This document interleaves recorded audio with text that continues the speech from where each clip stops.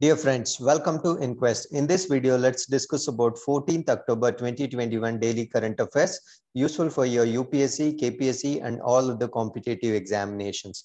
And PDF is given down in the description for your further reading. So let's see the index of today's discussion. Article number 1, government announces plastic waste recycling target. So there is a new target that is set by government for plastic producers. They have to recycle certain percentage of plastic every year as the target set by the government. So we'll see what are the different targets across the years. Article number 2, China launches biodiversity fund. So difference, as we are aware that United Nations summit to protect biodiversity is going on. So under this summit, China has announced or launched biodiversity fund. Article number 3, seas will rise for centuries to come. So let us see who is vulnerable to this particular change in sea level. Article number 4, CRISP-M tool for Mahatma Gandhi Narega scheme launch. So this is in a way to actually tackle climate change. They are integrating Mahatma Gandhi's Narega scheme with a tool that is called as CRISP-M. So let us see the details of CRISP-M and its integration with respect to Mahatma Gandhi Narega scheme. Article number 5, tree and banana waste used to develop non-toxic activated carbon. So let's see the advantage of this discovery. Article number 6, Green Grids Initiative, One Sun, One World, One Grid, Northwest Europe Cooperative event. So let us see the details of this particular event. So now let's see each and every article in detail. Article number 1, government announces plastic waste recycling targets. Now, what is this, the recycling target is all about? As we all know, there are so many industries that actually produce plastic. Henceforth, there will be targets set by government for each and every plastic producer. They have to mandatorily recycle certain percentage of plastic every year that is set by the government of India. So now let's see this article in detail. The Environment Ministry has issued the draft rules that mandates producers of plastic packaging material to collect all their produce by 2024 and ensure that a minimum percentage of it to be recycled as well as used in subsequent supply. So by 2024, they have to collect all of their produce and some percentage of, or rather I could say minimum percentage of plastic should be recycled and it should be again used. That means subsequently, supplied. So it has also specified a system whereby makers and users of plastic packaging could collect certificates called extended producer responsibility certificates and trade in them. So the notification was expected to come into force by December 6. Now, what is this extended producer responsibility certificate? Let us say the target for recycling for a particular year is 30%. If any industry is falling, any producer is falling short of 30%, they can buy the same from some other industry that has done in excess. Let us say, any other industry that has done recycling to an extent of 45%, they can buy the certificate from this particular industry. So such system is called as extended producer responsibility certificates. Only a fraction of plastic that cannot be recycled, such as multi-layered and multi-material plastics, would be eligible to be sent for end-of-life disposal, such as road constructions, waste to energy, waste to oil, and cement kilns. So apart from that, all of the plastic should be recycled according to the target set by the government. Only methods prescribed by the Central Pollution and Control Board would be permitted for their disposal. So if at all, any plastic that cannot be recycled has to be disposed, and the protocol that should be followed is according to Central Pollution Control Board only. There cannot be any other methods that are not prescribed by CPCB is allowed. So plastic packaging, as per the rules made by public on October 6, fall into 3 categories. So these points are very important for your prelims. Category number 1 is called as a rigid plastic. Category number 2 is flexible plastic packaging of single layer or multi-layer, more than one layer with different types of plastic. Plastic sheets and covers made of plastic sheet, carrying bag, that is including carry bag made of compostable plastics, plastic sachets or pouches. Category 3 is called multi-layered plastic packaging, which has at least one layer of plastic and at least one layer of material other than plastic. So these are the three different categories of plastic that we have right now. So companies would have to collect at least 35% of the target in 21-22. So the target set by the government for the year 21-22 is 35%, and 70% by 22-23, and 100% by 2024. So these are the targets set by the government. So in 2024, a minimum of 50% of their rigid plastic, I mean to say the category 1 would have to be recycled, as would 30% of their category 2 and 3 plastic. So category 1 plastic by 2024, 50% of that has to be recycled, and by 2024, 30% of other categories like category 2 and category 3 plastic should be recycled as per the target of the government. So every year would see progressively higher targets, and after 26-27, 80% of their category 1 and 60% of other two categories would need to be recycled. So there will be, this will not be constant every year. There will be increments every year with respect to raise in the percentage of plastic that has to be recycled. So if entities cannot fulfill their obligation, so as I told you, if any producer is not fulfilling the or reaching the set target by the government, they would on a case by case basis be permitted to buy certificates making up for their shortfall from organizations that have used recycled content in excess of their obligation. So if somebody is doing more than their target, they can, somebody who is falling short, they can actually mutually buy the certificate from someone who has done in excess. So CPCB would develop a mechanism. Now, how this buying of the certificate is done. So for that, CPCB would develop a mechanism. CPCB is nothing but Central Pollution Control Board, for such exchanges on an online portal itself. So it can be directly done on online portal. Non-compliance would not invite a traditional fine. So they won't be fined for non-compliance with this target, but instead, an environmental compensation would be levied on such organizations. So this is what is the target that is set by the government of India on plastic producers. So with this, let's go to article number 2. China launches biodiversity fund. So China pledged to inject $233 million into a new fund to protect biodiversity in developing countries during a key United Nations Conservation Summit. So in the yesterday's video, we discussed about United Nations Conservation Summit. So it is in addition to that particular article itself. So today they have there is an additional information to the same. So that is, China has pledged to inject $233 million for protection of biodiversity in developing countries.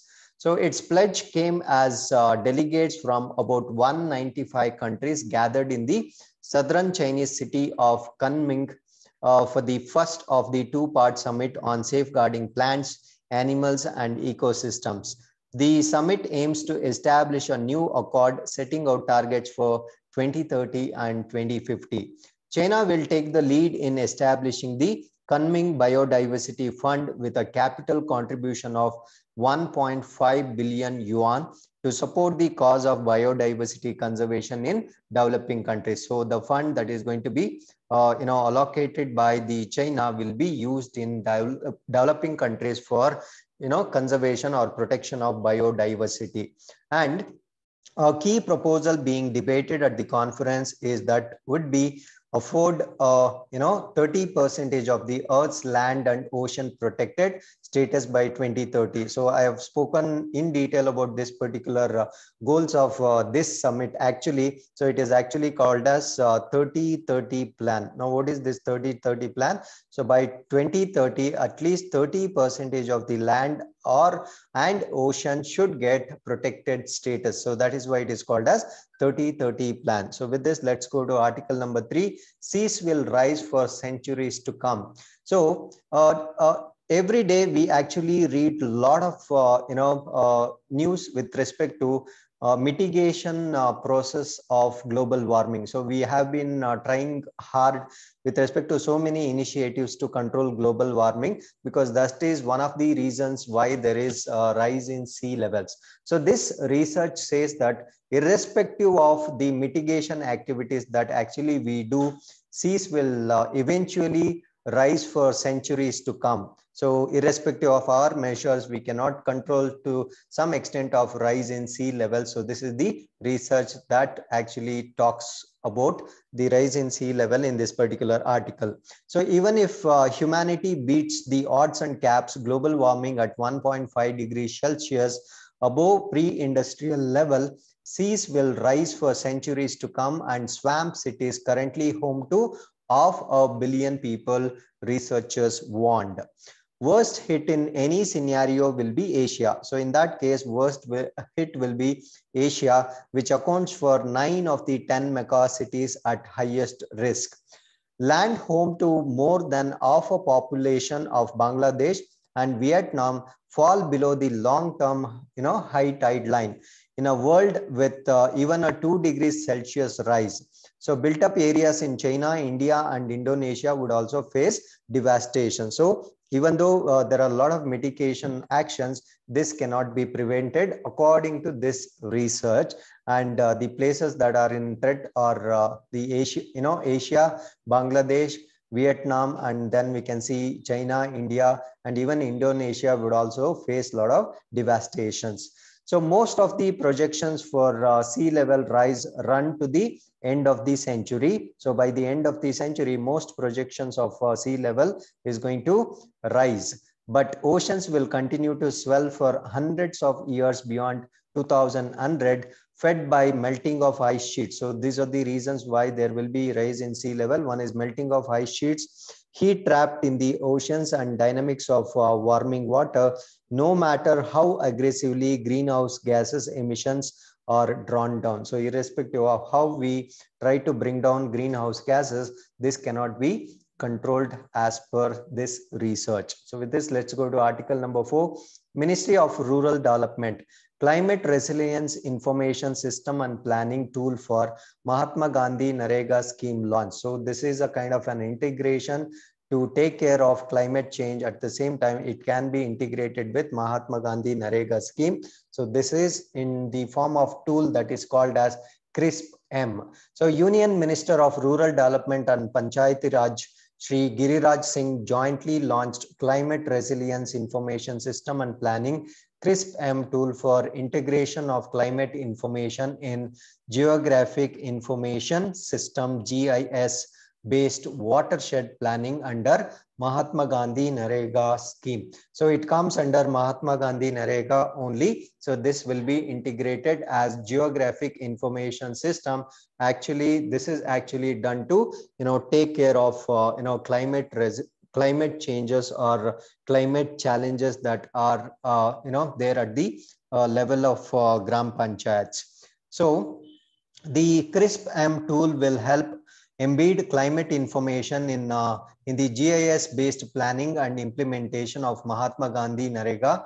The implementation of CRISP-M will open up new possibilities for our rural communities to deal with the issues of climate change. So as we discussed earlier, so this is actually to deal with the issues of climate change. So it is going to give up or open up new possibilities for rural communities to handle these climate changes.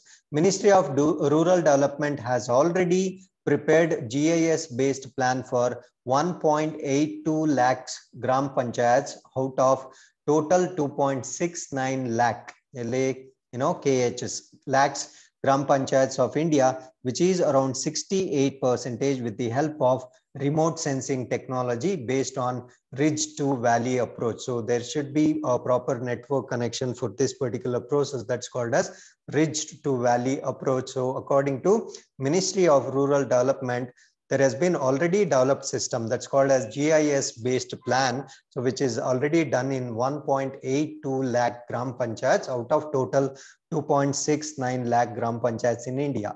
Now, with the launch of this CRISP-M tool, the integration of climate information in GIS-based watershed planning will be possible, and that would further strengthen planning of climate resilient works under Mahatma Gandhi NREGA scheme. So under this Mahatma Gandhi NREGA scheme, so anything that is related to climate change and its mitigation can be very easily integrated with using this tool.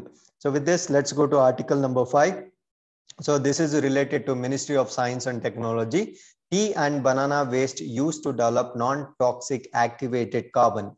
So a team of scientists have used tea and banana waste to prepare non-toxic activated carbon, so which is useful for several purposes like industrial pollution control, water purification, food and beverage processing, and odor removal. The newly developed process avoids usage of any toxic agent for synthesizing activated carbon.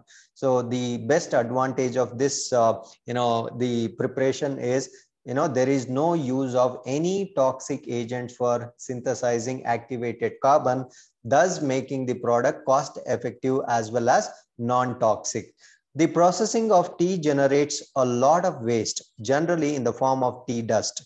This could be converted to useful substances. The structure of tea was favorable for conversion to high quality activated carbon. However, conversion to activated carbon involves use of strong acids and bases. So this was the earlier method that I am talking about.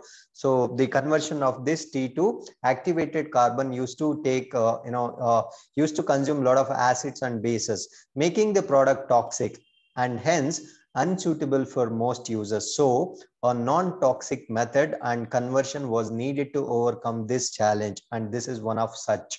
So used banana plant extract as an alternative activating agent. So earlier activating agents used to be strong acids and bases. Now the activating agent will be banana plant extract. So for the preparation of activated carbon from tea waste, so oxygenated potassium compounds contained in banana. So what makes it activated? So the oxygenated potassium that is actually present in banana plant extract helps in activating the carbon prepared from tea waste. An Indian patent has recently been granted for this. So this invention has the patent already granted for this invention. The banana plant extract used in the process was prepared by traditional way, and it is known as khar, which is an alkaline extract from the ashes of burnt dried banana peels. The most preferred banana for this is called beam coal in Assamese. Beam coal is an indigenous variety. So to know more about this banana variety, so this is an indigenous variety of banana found only in Assam and parts of northeast India. The natural khar which is extracted from banana is called coal khar or kola khar. This extract was used as the activating agent. So with this, let's go to article number 6. Ministry of New and Renewable Energy, Green Grids Initiative, One Sun, One World, One Grid, Northwest Europe Cooperative Event. So in the previous videos, we have spoken a lot about One Sun, One World, One Grid program. So if you have not watched those videos, you can actually go through the playlist to know what is One Sun, One World, One Grid initiative. So India is well on its way to achieving its national determined contributions relating to clean energy and emissions. So we are already ahead of what is our target was in relation to clean energy and emission reduction, well ahead of the target date.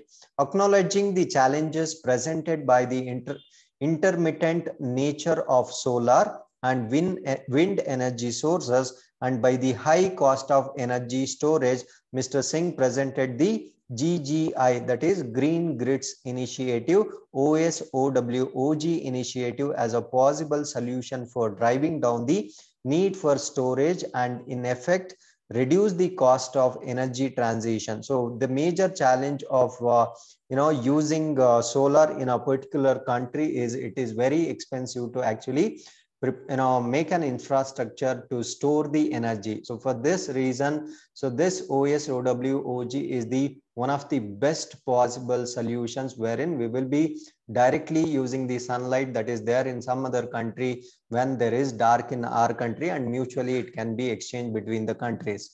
So today's program for a strategic discussion on the Green Grids Initiative, One Sun, One World, One Grid. The event, titled the Northwest Europe Cooperative Event, saw a multi-layered dialogue between the One Sun, One World, One Grid initiative, and the project is Northwest Europe for developing cross-border trading of renewable electricity. The idea of OSOWOG initiative was put forth by the Honorable Prime Minister of India, Sri Narendra Modi, at the first assembly of the International Solar Alliance in October 2018. So connecting solar energy supply across borders. So instead of collecting solar energy within the country and create expensive storage mechanism, instead of that you can borrow sunlight from other countries live. So in May 2021, the United Kingdom and India agreed to combine forces of Green Grids Initiative and the One Sun, One World, One Grid initiative, and jointly launch GGIOSOWOG at COP26 summit being hosted by the UK at Glasgow in November 2021. So these are the articles of the day. So if you have any questions, you can definitely put in comments box. We will be more than happy to answer to your questions. Thanks for watching. Namaskara.